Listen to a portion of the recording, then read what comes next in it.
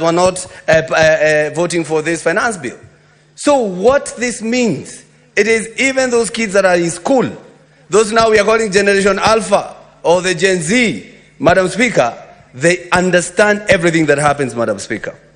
Madam Speaker, we said we need to talk to Gen Z. And the reason why I've given that definition is because when the president is talking to Gen Z, he must make sure he's talking to Gen Z.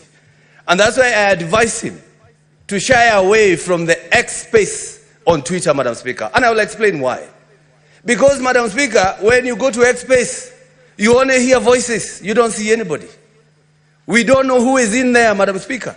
We might be speaking to those who are always been there, Madam Speaker, and not listen to the real Gen Z.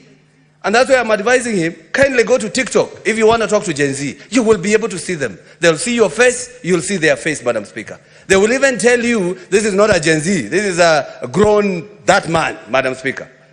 Because if we go to X Space, uko matusi mingi sana, and they do not come from Gen Z, because Gen Z, they are not afraid to be seen. That's why they came to the street in broad daylight. They want to be seen, they want to be identified. They are fighting for their people. So I asked the president and the deputy president, go to TikTok, learn how to say tap the screen, guys, tap. I want to talk to you. I want you to see me. I want us to talk to each other, Madam Speaker. Madam Speaker, I want you to take a pen because we have to do some math. And this is the time that we as a nation, we should now start taking stock of what has been happening. What has been wrong, we say enough is enough.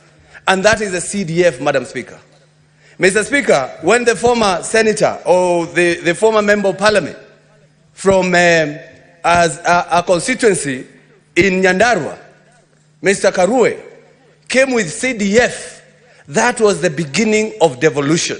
What he was trying was to devolve services to the people. So when devolution came, CDF should have died a natural death. Because that is devolution. Madam Speaker, and it has been said here, can you imagine the government gives you money to go pay government? That is bursary. It gives you money to go pay a government school.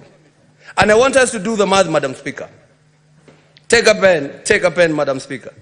Every constituency in their CDF, they have over 50 million for bursary, Madam Speaker.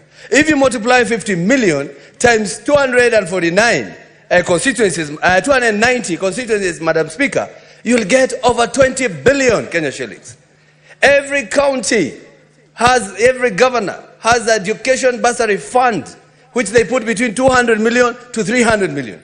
If you do an average of 300 million, multiply by 47 counties, you get again over 20 billion Kenya shillings. Over 20 billion Kenya shillings. That is 40 billion or 50 or 60. If you add the GAF, the women rep, they also have bursary. The president has bursary. The governor has bursary.